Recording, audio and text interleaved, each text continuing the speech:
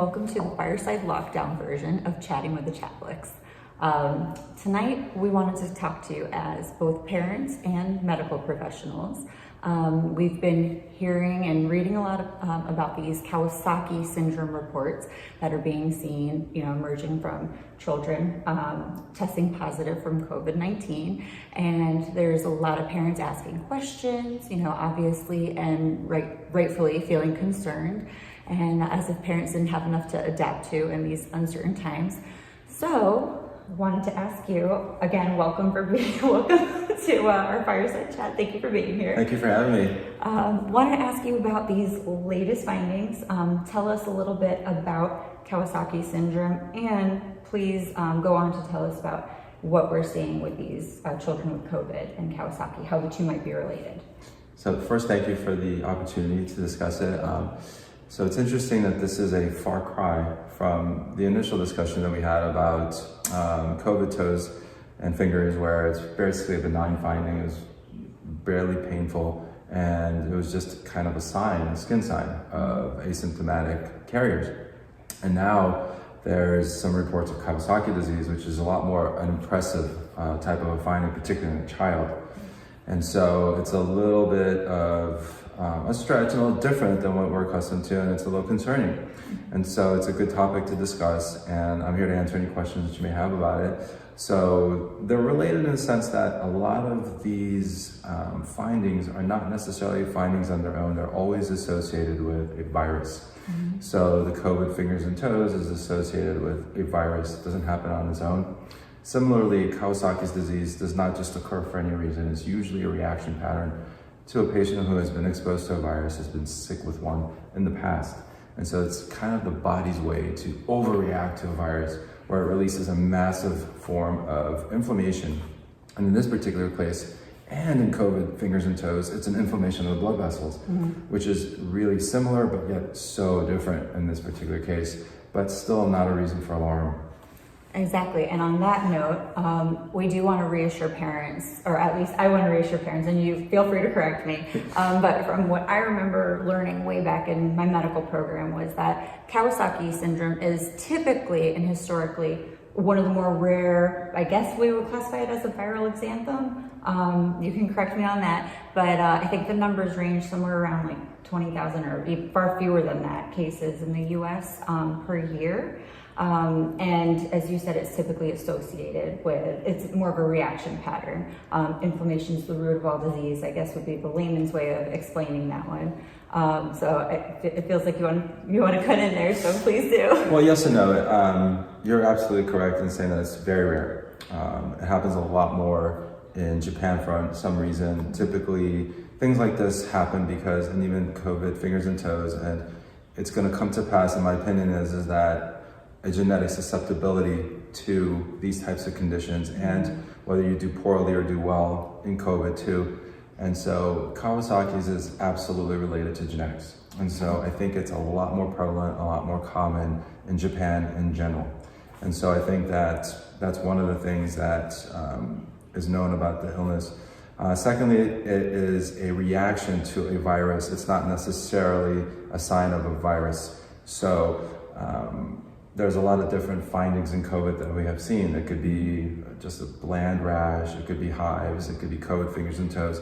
And now, unfortunately, a little bit more impressive of a finding like Kawasaki's disease. Right, and in some cases even seizures, strokes, more neurological conditions. Now, I thought that you were going to reassure the patient and the parent, and now you're talking about seizure and strokes. Okay, so that, let's go with the reassuring. So let's get down to it. Are children dying from this, or are most of these cases treatable?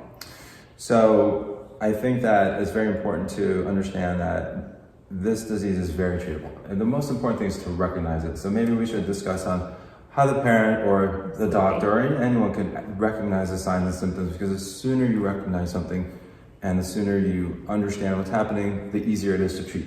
It's all about Kawasaki's disease is very treatable, very curable. Unfortunately, it's very impressive too. So with children in particular, they develop a high fever, and that's one of the first signs that you will see. So in today's day and age, any child with a very high fever very high, like over 104, 105, lasting over 5 to 7 days. But not everybody is textbook. And I know you've taught me that, yourself over the years. That's right. So Diseases don't read the books. Could be 102 degrees lasting for 3 days or more. Indeed. But to be more exact, it would be a very long-lasting fever that does not respond to typical measures, including ibuprofen, including Tylenol. So a fever that's unresponsive to typical therapies that normally would be responsive. So if you have a kid before that's been sick, or you've known somebody who's had a sick kid and you give them ibuprofen, you give them, a little bit of Tylenol, they do better, the fever goes away, and then, you have to monitor them, and then they get the fever again, you give them the medicine again, and eventually the fever doesn't keep coming back. Right. One of the telltale signs of Kawasaki's disease is you give the child your typical treatment, whether it's ibuprofen, whether it's Tylenol, and the fever does nothing. So the fever is there for 4 to 7 days. Typically, I would say over 3 to 4 days before it's time to call the doctor. Okay, so stable fever, that's one of the main telltales that we're looking for, no matter what you throw at it, Tylenol, the typical. Indeed. And then if you want to start to talk about the other signs that are very impressive and also very obvious, are very big lymph nodes. So the back of the neck, mainly the front of the neck, the cervical lymph nodes in general get very large. So it's mucocutaneous. And that's a good way to remember it, mucocutaneous syndrome. But there's a lot of other things that cause that. Mono can cause big lymph nodes and fever. Right. There's a lot of different conditions that can do that. But then if you throw in the other findings of the mucocutaneous, things such as red, cracked, painful lips, beefy red tongue. The strawberry tongue, that's what they call it. The strawberry tongue, where the papilla become very prominent. Oh, It looks like a strawberry because the taste buds get really large. It looks incredibly painful, Believe it or not, the initial stage, the child is sick, but that doesn't bother them. Okay. It's really the second stage when they're very irritable and the fever starts to break. Okay. And talk about skin signs, because Kawasaki syndrome is taught to us, at least in PA school, as a viral exanthem. So how does it relate to the skin? What might parents see? So aside from the obvious, which is the big lymph nodes, the big red swollen lips, the red tongue, eyes turn red. Okay. That's very important. Both too. eyes, both not eyes. one. Both eyes, not pink eye. Yeah, both eyes are very prominently red. Okay. Also, red and painful fingers and toes. Different than COVID fingers and toes, Not where like cornea. those are more bumps, and this is kind of like swollen, the whole hand and the whole foot will become swollen. Okay. And that sometimes even in the perineum, it'll get a little bit red around the diaper area. Okay. And then you can have a typical rash around the body, which I don't think is diagnostic of this condition at all. It's more vague, and you can see that in just about anything. But it is a little bit more rare. There's only certain conditions that you will see tonsils affected. So that is kind of like a light bulb should be going off if you see that. Be a little bit curious. I agree. I think in today's day and age of this pandemic, if the child has a fever that's not responding to typical medications, you see big swelling, and you see the eyes turn red, lips red, tongue red, is pretty much Kawasaki's until proven otherwise. Even though, keep in mind, super rare. The chances of that happening in today's day and age is almost none. Right. However, it's in the media and it needs to be discussed, it needs to be addressed. Parents need to be empowered and educated about the condition and that it's out there. But at the same time, do not panic. It's super rare, very unlikely to have any cases. Right, there's a lot of misinformation out there. So that's one of the reasons that we do these fireside chats, is to help, direct the information, from a medical point of view, and try to keep it more objective, factual, and, relating in a real way to people. Agreed. I think the important thing is to just basically have the information and knowledge of what it is. Don't necessarily think that it's going to happen. And now that you know what it is, keep in mind it's very, very treatable on top of that. So don't panic. Know that it's very recognizable now that we discussed these signs and symptoms. And at the same time, once it's recognized, it's very easy to treat and very curable. And the treatment is very simple. Basically aspirin.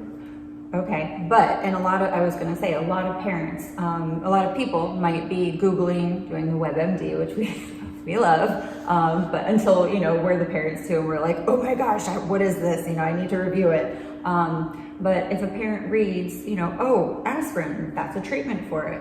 Should the parent give their child aspirin, or should they first have the child evaluated? What are your thoughts? That's a great question. I would avoid aspirin in a child that's sick. And why is that? Well, Rye syndrome, it's been proven that with some viruses in particular, I think it was administered with chickenpox, and it was proven to be harmful to the child when there's another virus involved. In this particular day and age, if your child is sick and you're giving him typical treatments and he's not doing better, you see these findings, it's better to take better to either call a doctor via telemedicine or even call your PCP or pediatrician and see if they can see them in the office. And if you can't reach anyone, the child has to go to the emergency room, unfortunately. Exactly. Because... But time is tissue, and acting earlier than later can prevent these long-term consequences. Well, absolutely. As soon as the fever starts and as soon as you see these findings, a phone call has to be made. If you can't reach anybody, you got to go to the ER, unfortunately. Right. But how great is it that telemedicine is available? Yeah, absolutely. To kind of screen and triage. I don't think that in today's day and age, any child should not be treated or not be immediately diagnosed. So it's a very classic, impressive syndrome, not virus, syndrome. And it's very straightforward to diagnose, and it's very, very treatable. Okay. So aspirin is a form of treatment now that we've determined that you should not give your child aspirin unless it's supervised by a physician. Okay. And then immunoglobulin, intravenous immunoglobulin is really the lifesaver. Plus or minus aspirin, it's IVIG that works the best. Right, so and that's going to be given in the hospital setting. Absolutely, that's an IV administration, yes. All right. Is there anything else that you can think of that you'd like to add to break it down for parents or give them any more reassurance or knowledge about this? Well, don't panic, absolutely. I think that information is power. I think the more you know, the better. Don't anticipate this condition. It's very rare. Just know about it, know that it exists. And then I think that this virus really is a challenge to medicine. And we learn new things about it day to day, and it's important to communicate. I'm happy to have a group of colleagues that I communicate with on a regular basis that inform me, and so I pass on information on to other people as well as that I can, and I try not to go off script, so to say, and to be as informative and direct and medically oriented as possible. So it's a very rare condition. Don't panic. It's interesting to see that COVID is affecting blood vessels in particular, from the benign or banal perennial signs to coagulopathies and this type of inflammation of blood vessels, which is a bit more impressive, but at the same time, very treatable and very benign. And then the last thing is, the skin findings, they do improve. Everything gets better, but something that's very impressive, the skin peels. Yeah, so, that could look really scary, especially, on a young child. But it's not painful at that stage, typically, when they're convalescent or getting better. They're not irritable anymore.